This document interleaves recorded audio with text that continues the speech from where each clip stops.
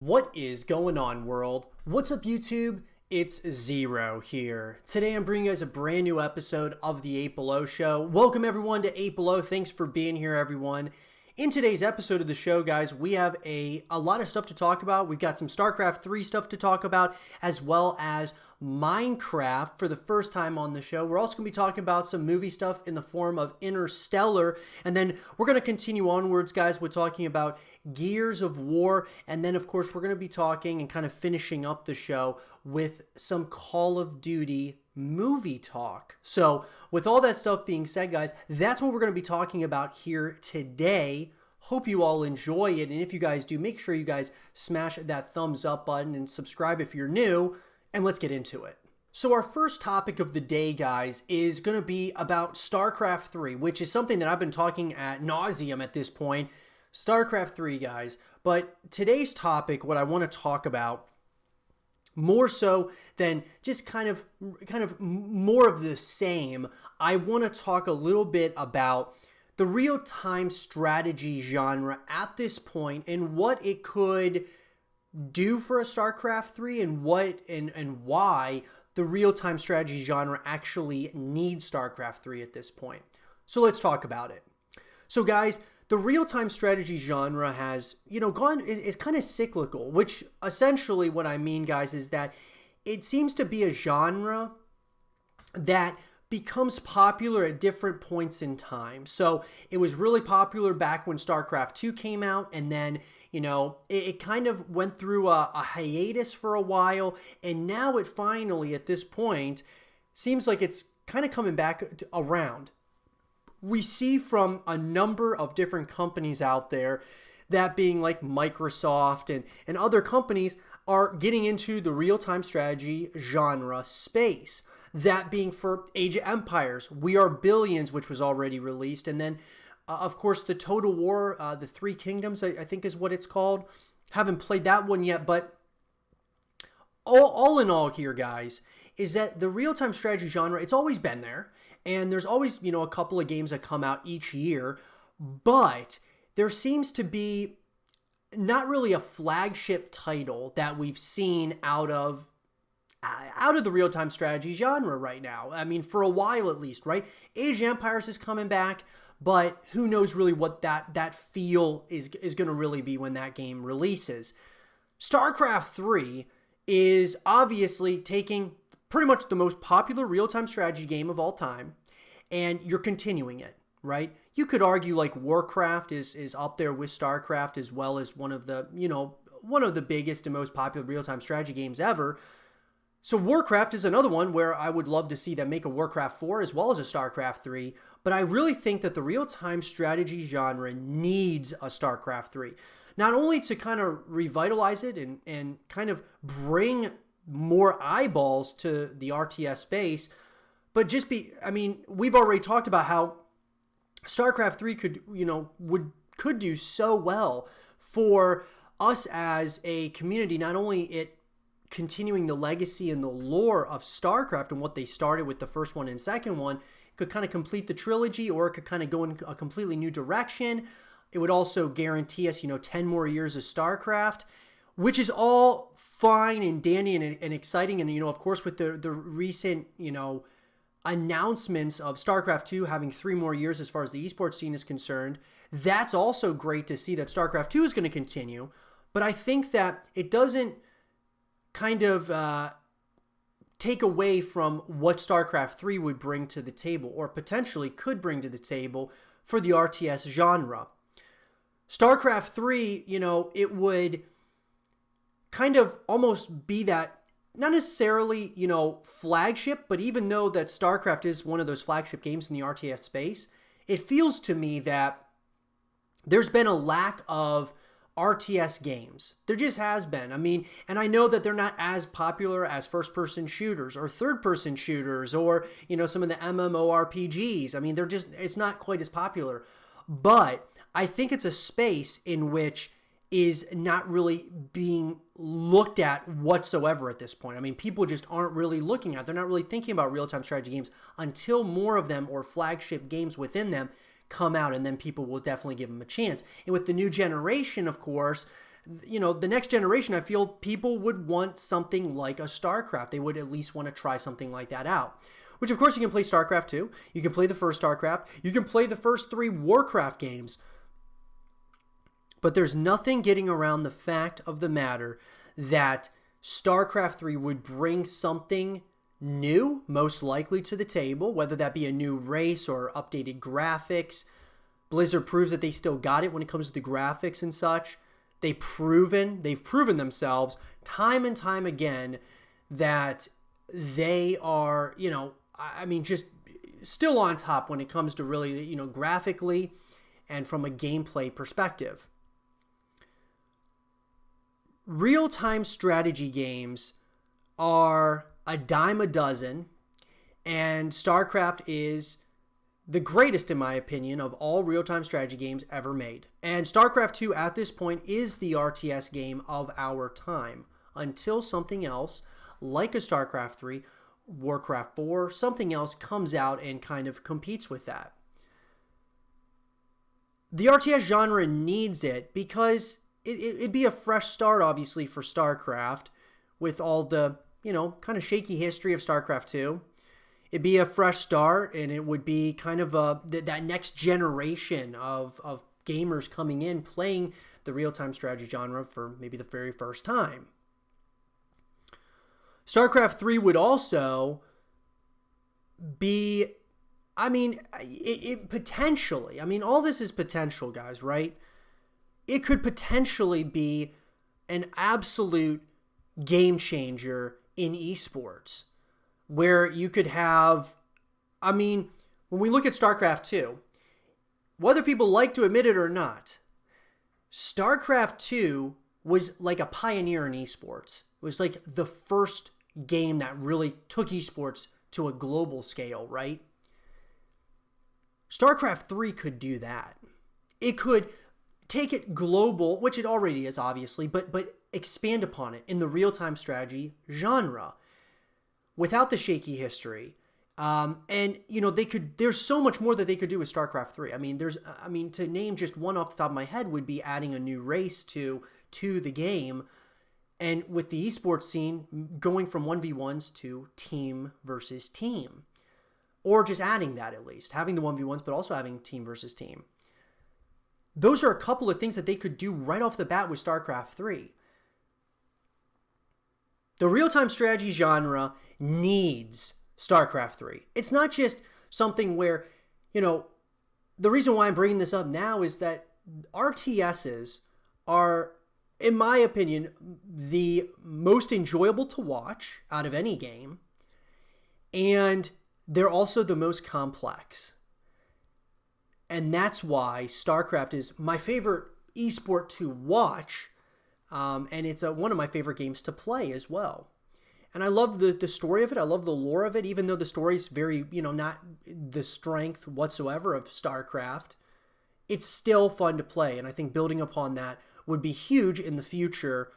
And so I'm hoping that Blizzard and, Activision together see that there really is something here with StarCraft. Obviously, they see something because there's a 3-year plan here for StarCraft 2, which we'll talk about in another episode of the show.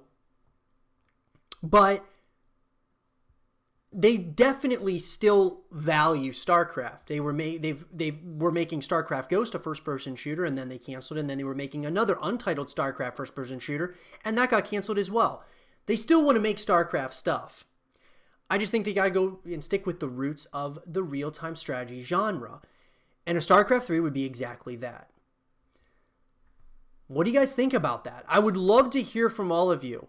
We're having more and more conversations about StarCraft 3, which I think is great because it's a topic of conversation that needs to happen. We need to be talking about it.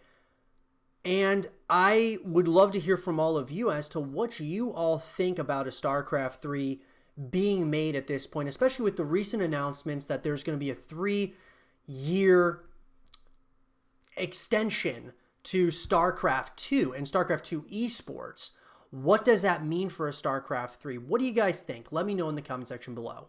So guys, a new game that we haven't talked about on the channel here or talked about on the 8 Below show is Minecraft. And so I wanted to talk about Minecraft, guys, because this is a game in which I've had a lot of friends and family members and even myself who has played and at times has been absolutely captivated by this phenomenon known as Minecraft.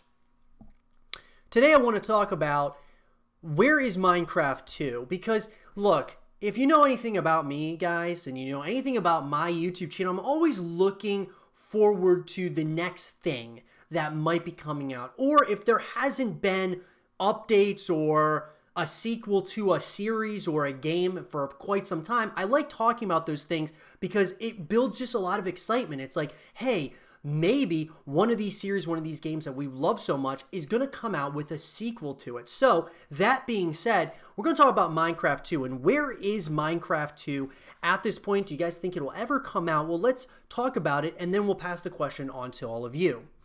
Minecraft 2 release date, news, and mods, all the latest details from PC Games. And what is Minecraft 2? Well, we don't know what Minecraft 2 is, but let us start with what we do know. Minecraft isn't just a game. It's an institution with over 100 million devoted players. PC Gaming's answer to LEGO has captivated millions of creatives and keen shares around the world. For some players, Minecraft is a new way for them to see the world, giving them the ability to express themselves with blocks. So, of course, we're looking forward to Minecraft 2. As am I. I'd love to see kind of what the next Minecraft would look like. Would it look, I mean, it would probably look pretty similar to this one, maybe just a little bit of updated graphics or something, but overall, it pretty much would be, it would overall be the same, right? Since Microsoft bought Mojang in 2014, it has expanded the game in all directions, but without letting slip any hint of development for Minecraft 2. We have seen Minecraft come to Windows 10, various consoles, and to schools with a Minecraft Education Edition, but no word on anything resembling Minecraft 2. Given the success of the first game, there's a good chance that Minecraft 2 could be happening. We can only imagine how Minecraft 2 could build on the original game's amazing collection of maps, servers, and skins. Mojang have announced that they are releasing a Minecraft Dungeons, a Minecraft RPG light being made by a small team in the studio. It's based in Minecraft's distinctively block universe, but it's definitely no sandbox sequel. We have put our heads together and brainstormed some ideas for what we want from Minecraft 2. Here's everything we know about Minecraft 2. So really quick, before we even move on, I think that there's really something that they could build on as far as from the original Minecraft, that being maps, servers, skins, things of that nature. I think that they could certainly build on those things. You know, and people a lot of times say, well, why would you want to make a sequel? You know, Minecraft 1 is perfect.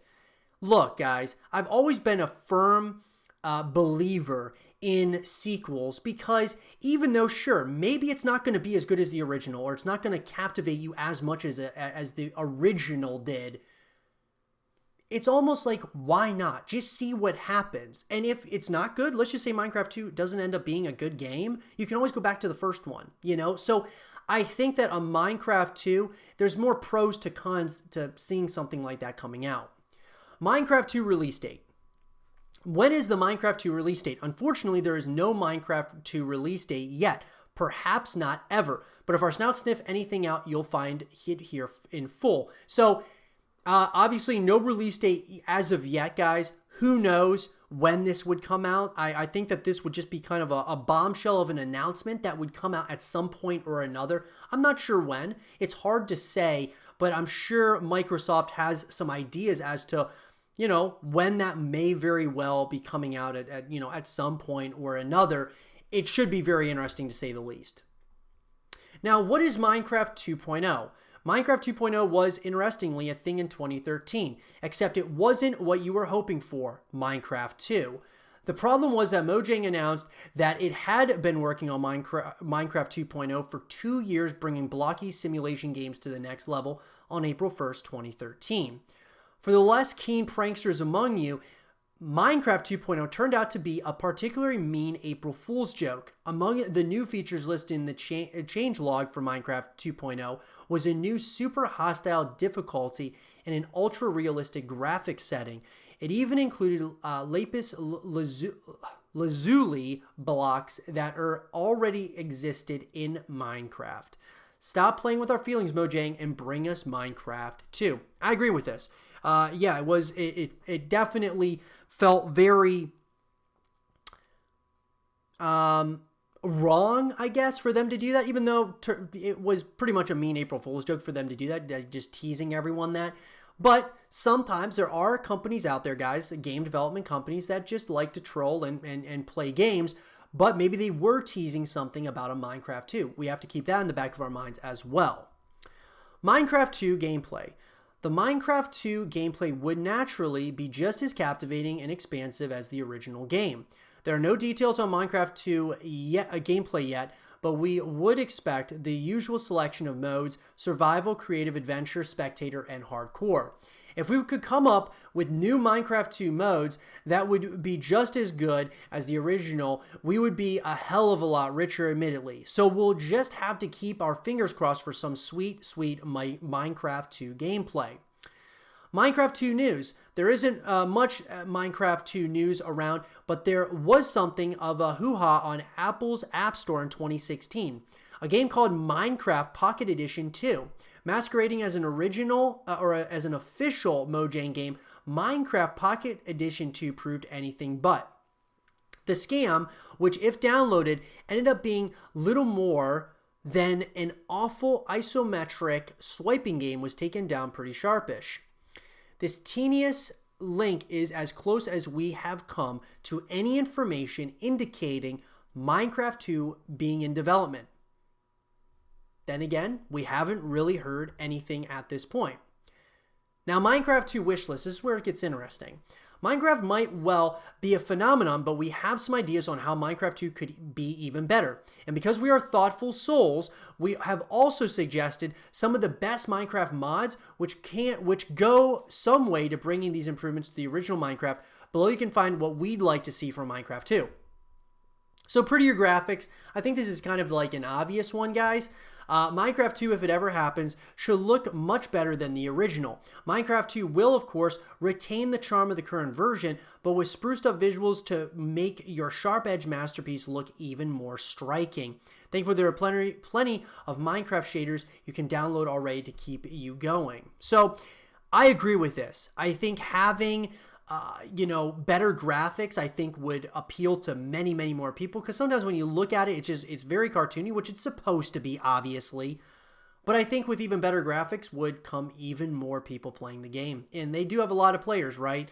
They would probably get a lot more if the graphics were a little bit better. Mod Continuum Shaders. Continuum Shaders is an unofficial add-on to the already wonderful SEUS Shader Pack, which you don't need as a prerequisite for this mod to work. Just hit download and pretend Minecraft 2 is here already. It certainly looks like it.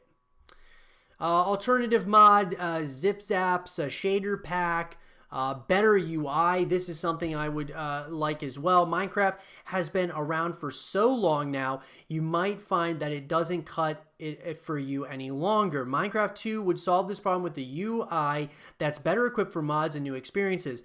That said, here are a couple of mods you can use in the meantime, and they kind of give you a couple of mods like inventory tweaks, as well as some alternative mods as well. More creativity. When it comes to human creativity, the possibilities are endless. Well, they'd obviously be even more endless in Minecraft 2. Okay, maybe that is impossible. Here are some Minecraft mods to make you even more creative and ready yourself for Minecraft 2. So I agree with this, though, that you could pretty much be able to do a lot of the different types of creativity you would want in Minecraft, the first one. But at the same time, you just never know. And that's what I want to get to here, guys, is that a Minecraft 2, a lot of people would ask the question, why do we need a Minecraft 2? Well, my response to that would be, why not? Why not have a Minecraft 2? It adds to the legacy of Minecraft. It adds something to it. Sure, you can say all you want that Minecraft 1 is great, which it is. But if what Mojang was adding on things, like if they were updating the graphics for us, if they were adding, new maps and things of that nature, then I would say, oh, you know what, we don't really need a Minecraft 2 because they're basically, just kind of adding things to the game as we go. I really believe, though, that a Minecraft 2 is something that is possibly in the works right now by Microsoft and Mojang. It's very possible. I don't know, but I think that there's a lot that they could do, and who knows what they could do with this game and this franchise. I believe personally that there's a lot of endless opportunity here, without any doubt. But guys, I'd love to hear from all of you. What do you guys think about this? Do you think that would you like to see a Minecraft 2 to see like an add-on to the franchise, or would you rather just leave it alone and keep Minecraft 1? Let me know what you guys think in the comment section below. I would love to have a conversation about this. So one of my favorite movies of all time, guys, is Interstellar, a movie in which one of my favorite directors as well, Christopher Nolan, went into, this space time travel type of film. And I've always wondered, especially with the ending of how Interstellar did end, would they ever make Interstellar 2? And so here today, we're going to talk about that in an article that was written by Looper. We're going to talk about a little bit of like kind of just a fan theory, a little bit of like kind of my thought process behind some of this. And then I'd love to pass it on to all of you and see what you all think about it. But Interstellar 2, will we ever get to see the sequel? It's been almost 5 years since Interstellar, Christopher Nolan's sci-fi space epic starring Matthew McConaughey and Anne Hathaway, graced silver screens worldwide. In that time, it seems everyone has wondered whether Nolan would go back into the depths of space, toy with time, and tug on heartstrings with an Interstellar sequel. But really, what are the chances that will actually happen? Will we ever get to see Interstellar 2? Well, Nolan hasn't confirmed or denied that an Interstellar sequel is in the stars, but there's some information lingering out there that helps us answer the big question. For starters, McConaughey, who top-lined Interstellar as widowed engineer and ex-NASA pilot Joseph Cooper, revealed in November 2014 that he's open to signing on for a second Interstellar movie, should the opportunity arise and if everything about the project feels right. When Sky News asked him whether viewers would get to see an Interstellar sequel with him reprising his role, McConaughey said, "It's possible. I'd have to go through the due diligence I always do, script, director, etc., but it's possible." He also shared with IGN that same month that things were teed up for the possibility of an Interstellar 2 for life to carry on and adventures to carry on. McConaughey's comments obviously show that he's interested in making an Interstellar sequel, or at least was as of November 2014, which is noteworthy considering the actor has never been a part of a film franchise.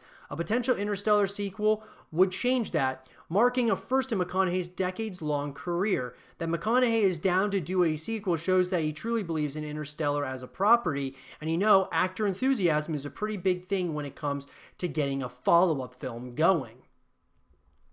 However, McConaughey's remarks also highlight something very important when it comes to discussing sequels: whether one would make any sense at all. The actor noted that the script would have to be rock solid in order for him to join the Interstellar sequel, meaning that he's not going to go running to the project if the story is even slightly flimsy. And with Interstellar, a second movie could very much be limp, uninspired, or worse yet, forced. Considering where Interstellar left off, there isn't a lot that Nolan or any other other writer, director for that matter, could do with the sequel. Sure, it could deal with Cooper's relationship with Amelia Brand, which is Hathaway's character, and chronicle their time on Dr. Wolf Edmonds' planet, but is that something people would be interested in seeing? On the other hand, an Interstellar follow-up could be more of a spin-off movie, possibly centered around Cooper's son Tom, or it might go the prequel-sequel route. Again, the question of audience interest applies with these possibilities as well. So really quick, guys, before we move on with this, I want to say that I don't think that Interstellar 2 would just simply get a sequel, but I think that it's going to tie in with one of Nolan's other movies. And in particular, I think there's a possibility with his upcoming movie, Tenet, which is going to be coming up. I know a lot of people are saying that it looks like it's going to be a sequel to Inception or kind of a spin-off of that. To me, it looks like it very well may be a spin-off of Interstellar. So I would love to see Tenet being kind of like that kind of mentality where we've got a movie that's been set up, but left us on a cliffhanger. Like, obviously Cooper was on his way to, was about to get in that ship to head out to find and get over to Amelia Brand in at the end of Interstellar. We don't know what happens though. There's so much that could maybe happen, and you're just left to kind of imagine in your mind, which a lot of times is what Nolan does. But at the same time, Tenet very well could be the sequel to Interstellar 2, and there's a possibility that it is a sequel, but just more of a spin-off, right, than a true sequel like with McConaughey. Or it could be, an Inception sequel or spin-off. I mean, it's very hard to say.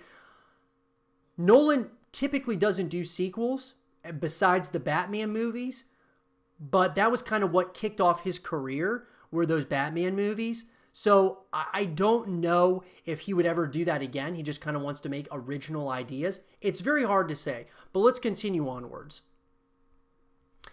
As is one of his signatures, Nolan tied up Interstellar in the exact way he wanted to, with a happier ending that wasn't all doom and gloom as the original script he wrote with Jonathan Nolan. It stands to reason that when it comes to possibly making Interstellar 2, if Nolan wants to do it, he will. For right now, it looks like an Interstellar sequel is nothing more than a hypothetical, though Nolan might end up surprising us and taking a stab at a second movie, provided he actually has more to say about humanity, love, and space. So guys, I actually believe that there is a significant possibility that an Interstellar 2 could be coming in the form of Tenet, but it's more of a spin-off than a true sequel.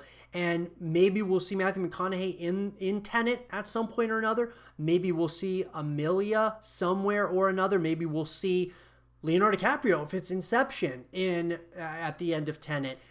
That is something that would be very interesting to me. I would love to hear from all of you. What do you guys think about it? Do you think that Interstellar 2 is something that's going to be coming out at some point in the future? Do you think that Tenet is a spin-off of Inception or Interstellar? Let me know what you guys think in the comment section below. So something that I brought up before Gears 5 came out was I brought out a video, guys, talking about Kate Diaz and her role in Gears 5. And I had a prediction that there was a significant possibility that Kate Diaz would be the next Swarm Queen, of course, of the Locust Horde in Gears of War. I also said, though, that there's a good chance that the Coalition has tried to trick us and try to make us think that she's going to go down that route of being the next Swarm Queen, which, of course, they basically did exactly that. They were trying to trick everyone into believing that the Swarm Queen was going to be Kate Diaz, and it ultimately, obviously, was not the case. But the question I want to propose here today is in Gears 6. In Gears 6, when that of course has been confirmed, as well as Gears 7 by Rod Ferguson, the studio head over at the Coalition, Gears 6, even though it's still a ways off, will Kate Diaz become the next Swarm Queen? Would this be the game, instead of it being Gears 5? Now that we know, right, that obviously in Gears 5 she did not become the Swarm Queen, it seems like, okay, they're just going to go after the Locust Horde for all they're got, for all that they have, and end it once and for all. Now the script is flipped almost. The Coalition is trying to give you the impression, yeah, Kate Diaz is not the Swarm Queen. But what if in Gears 6 that ends up changing and she actually is the Swarm Queen? Like all along she's been basically, or is going to become the Swarm Queen. She just hasn't as of yet. It's a very interesting thing and a very interesting topic that I wanted to talk to all of you about, because in my opinion, I've felt like Kait Diaz, and maybe it was just because I kind of wanted it this way, I kind of wanted Kait to be the Swarm Queen because I wanted to get back to playing as JD. I wanted to get back to playing as Marcus Phoenix. And there's nothing wrong with Kait Diaz. I think she's an absolute badass as a character. I think she is a great character in Gears of War. But there was something about playing as JD as well as Marcus. All those games, playing as Marcus was the best part to me about those Gears of War campaigns. Then when we got to Gears of War 4, playing as JD, I thought I wouldn't like it at all, but he kind of grew on me. Kait Diaz is taking a lot longer for her to grow on me for some reason or another. I'm not sure why, but even though she's a really great character, I feel like I would have liked in Gears 5 to play her, but also play as JD a little bit, as well as a little bit of Marcus. I just think that instead of showing, us in Gears of War 4, they kind of passed the torch from Marcus to JD. And in Gears 5, it was almost like there was no torch passed. It was just pretty much she took the torch, and she's had the torch now, throughout the entirety of Gears 5. And they made JD seem like a complete douchebag in Gears 5 as well. But that's neither here nor there. Part of me wants to believe that Kait Diaz will become the next Swarm Queen, because not only because of the narrative around it, but also because I think that it would be cool to get back to playing as JD, getting back to playing as Marcus, going after the Locust Horde. Like, there's ties all around. I feel like now that we've had a full game to play as Kait Diaz, it's like, she is actually the Swarm Queen, and, we've been playing as her, and then we're going to start playing as her in Gear 6. She turns, or whatever the case might be, and then in Gear 7, we become JD or Marcus, and we halfway through Gear 6 or something, and then we got to go after her because she's the true threat to Sarah. That's just my opinion, and that's kind of what I would like to see out of Gear 6. I'd like to see her turn to the Locust Horde because I think it would make a better story than maybe where they're going right now. Now, it's hard to say. It could go many different ways. I think there's still so much that they can explore within the Gears of War franchise. But me personally, if they continue with this narrative and with, this storyline, I would like to see Kait Diaz turn and become the next queen of the Locust Horde. And then we get back to playing as JD and Marcus, or just JD. I mean, it doesn't necessarily matter to me. I don't think they're going in that direction. Overall, they may not be going in that direction whatsoever as far as making Kait Diaz actually the Locust Queen. But I think it would make for one hell of a story, personally. And I think I would really like that a lot. But I would like to kind of pass the question on to you guys.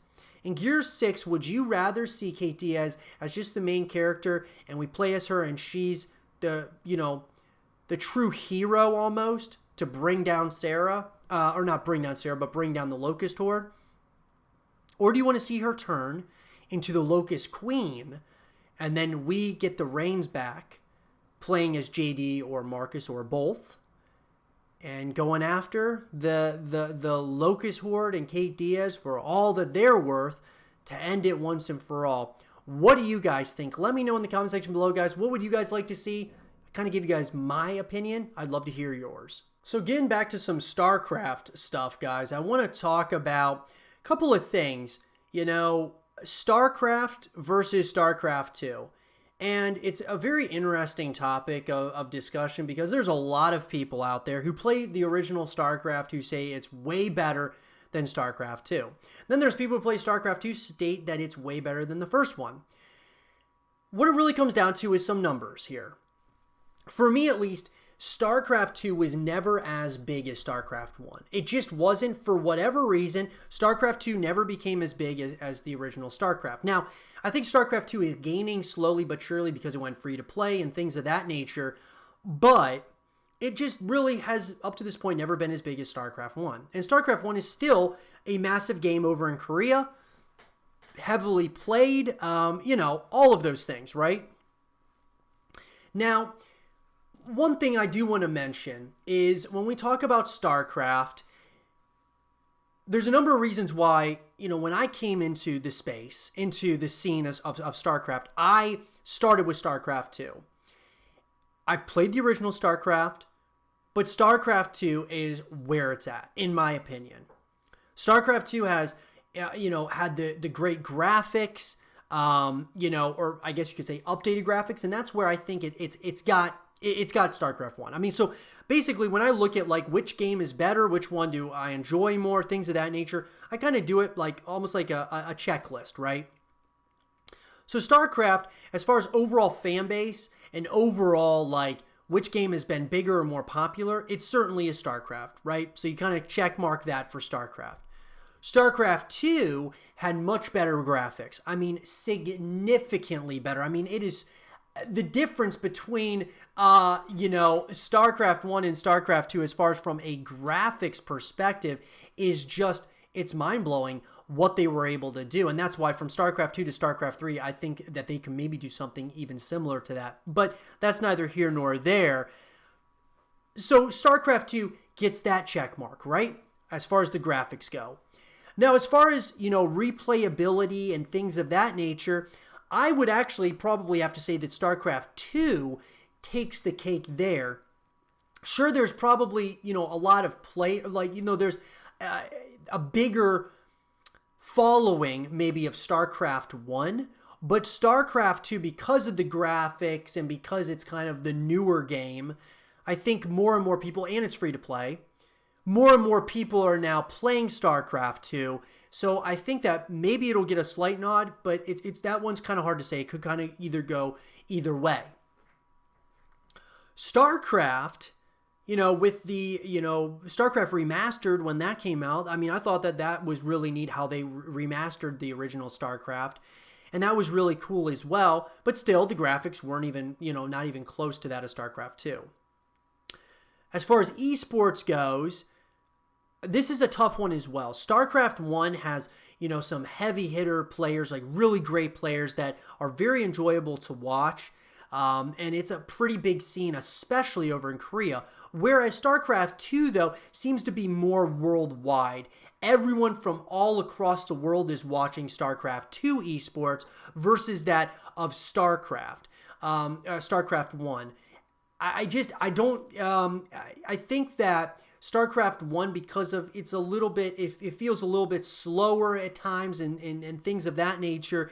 It seems, and with of course the graphics as well, it kind of, I think if someone was just coming into the scene, right, and they looked at StarCraft 1, they looked at StarCraft 2, they probably their eyes would appeal more so to StarCraft 2 just because of the graphics, graphically, right? But that's not to say that StarCraft 1 doesn't have absolutely epic moments, epic times within the esports scene. I mean, anytime you've got Flash playing some StarCraft 1 in some of those huge tournaments, it is absolutely epic on epic proportions, right? Best StarCraft 1 player all time. And this will have to be a conversation for another day, guys. I wonder if like Flash went to StarCraft 2, how dominant would he be? How dominant would Serral or Raynor or Dark be if they went to StarCraft 1? That'd be very interesting to find out. But nonetheless, overall, guys, I think that when you check mark things throughout the course of time between StarCraft 1 and StarCraft 2, I think they're probably pretty equal at this point. StarCraft 2's made enough changes and done enough things over the course of time for us to be able to say, yeah, like, it's kind of gotten up there close to StarCraft 1, even though it might not be right there or, tied with it. It's very close because at first StarCraft 1 was significantly more popular than StarCraft 2, but then StarCraft 2 just slowly but surely, between content creators, streamers, the pro players, the narratives around the pro scene, consistently getting new maps, consistently, having updates and the war chest with like new skins and all of that stuff has really added value to the scene of StarCraft 2. I'm not saying that's not the case with StarCraft 1, But personally, I'm biased. I mean, I think StarCraft 2 is better than StarCraft 1. But I think it's a matter of preference, right? And both games are very good in their own aspects, and they each have their own space within the real-time strategy genre, right? And I think that's a beautiful thing. And I think that each of them deserve way more credit and way more viewership and such than what they're getting right now. And I think it's up to us guys as a community to be the ones trying to get StarCraft and StarCraft 2 out there more to the masses. Really getting people to watch other streamers or content creators, supporting your favorite creators, supporting your favorite content creators, and watching those tournaments and such definitely helps in the long run with whether you're talking about StarCraft or StarCraft 2. But let me know what you guys think. Is StarCraft 2 your favorite or StarCraft 1? Or what do you guys think about both of those games up against each other? And what do you think if they ever did make a StarCraft 3? What do you think how that would compare to the first two? Let me know what you guys think in the comment section below.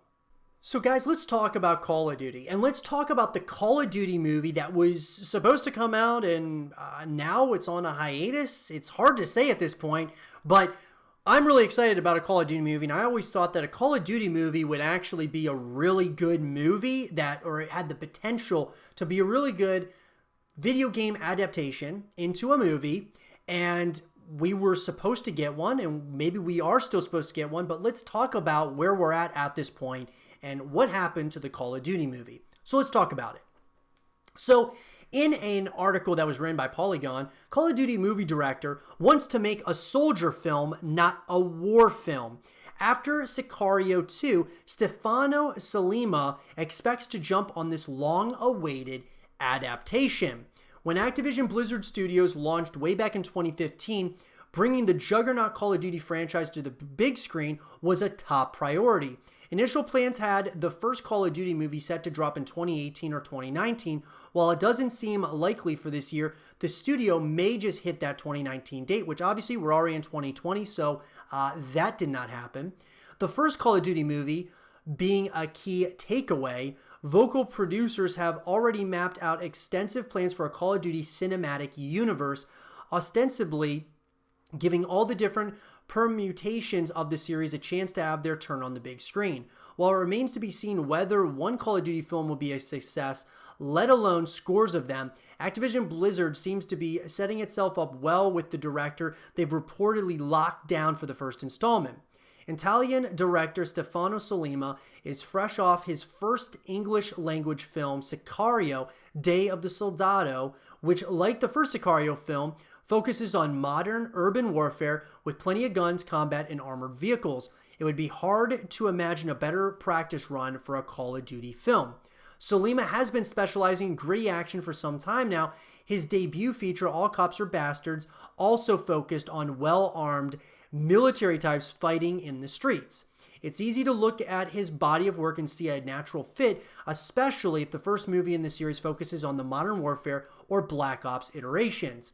Polygon had a chance to speak with Sollima during a Sicario Day of the Soldado press junket in Los Angeles, and while he was unable to share specific details or plot points, after all, he has yet to be formally announced as the director of the Call of Duty film, and Activision Blizzard likely doesn't want anything out there story-wise at this point. He did share thoughts on the kind of Call of Duty he'd like to see and his take on the franchise in general.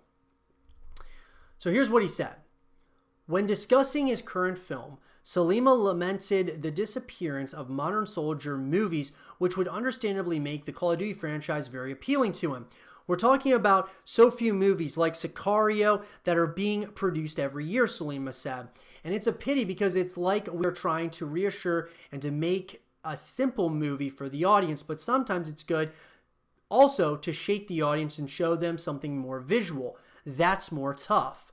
And yes, he's very, very familiar with the Call of Duty franchise beyond being in talks to helm the first film based on the games. I played and then I play with my two kids, said Sollima, even though I die faster than them, so it's more than I watch them playing, especially the most recent installment. Sollima says he has either played or watched almost everything they did in the last 7 years in the franchise. while he's unable to talk any specifics about the Call of Duty film franchise, he was willing to answer when asked about what sort of movie he'd like to make as an entry into a Call of Duty film franchise. Let's put it this way, Salima began. Another kind of movie that's missed is a movie that talks about soldiers. So not a war movie, but a soldier movie. I think that this is what I will do. I think it's a missing part. There have recently been some movies about soldiers, but only some of them are masterpieces. I think I miss modern soldier movies as an audience. As for what sets the Call of Duty franchise and a future Call of Duty movie apart from a seminal film like Black Hawk Down, Salima said, it's going to be completely different. I think the trickiest part in doing a movie from a video game is that you're doing a movie from a video game. But if you figure out how to respect the soul of the entire franchise and keeping just this and putting in a movie, it's a completely different experience. As for what defines the soul of the Call of Duty franchise, Salima believes that the games tell a story about a soldier in an entertaining, fun-to-play way. So, with that said, guys, here's where I'm at with it. I think that he would actually probably be a decent director. I think that Stefano, even though Sicario 2 wasn't as good as the first one, I thought it was okay, right? It was an okay film. Call of Duty, I would like them to go in a direction that would be completely different from the games. Like just, maybe have little cameos of some of the characters like Ghost or Price, but don't base it around them. Go a different direction. Go somewhere where we haven't been before in Call of Duty. That's what I would like. But here's the thing. What happened to the movie? Because it's kind of interesting, guys. Here in 2018 is when they were talking about this. But if we go over to Stefano Salima's IMDb page, we kind of scroll down here, you're going to see obviously a little write-up on him on IMDb. And at the bottom, it's going to say Director 17 credits, and it's going to give you Sicario Day of the Soldado, which was filmed in 2018. Well, since then, we have 000 in 2019, and then he's filming two new movies, one called Without Remorse and the other called Colt. Now, here's the thing. Could they be a secret Call of Duty base game, like under a different name or something? Possibly, but at the same time, I kind of doubt it. I would personally say most likely what would happen on IMDb is if it was a Call of Duty movie, it'd probably say Untitled Call of Duty film. That's probably what it would say. But the fact of the matter is that it doesn't say any of that. It doesn't say Untitled Call of Duty film. Matter of fact, if we click on both of these films, you're going to see, Without Remorse, says John Clark, a Navy SEAL, goes on a path to avenge his wife's murder only to find himself inside a larger conspiracy. It's based on the Tom Clancy novel. So that's the first one. Then the next one called Colt is the story of three teenagers suddenly thrown into the adult world. They would become adults in a sort of Wild West where the law and crime are on the same level.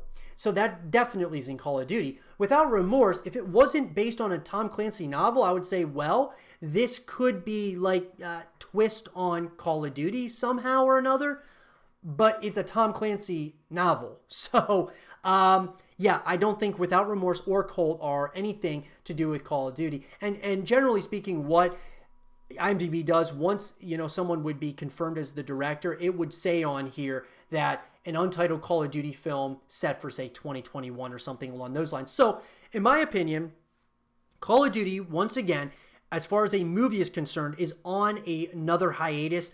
Probably Activision Blizzard had some sort of creative difference with Stefano as far as what they wanted out of the Call of Duty movie. And so now we're back to this kind of limbo place within the Call of Duty movie, timeline here. And that's an unfortunate thing because I want to see a Call of Duty movie. I think that where it says that Activision Blizzard are thinking about, they want to do multiple sequels. They want to have a Call of Duty cinematic universe. I think it's a great idea, but at the same time, it's like just make one good movie first. Then we can talk about a cinematic universe after you make one good movie.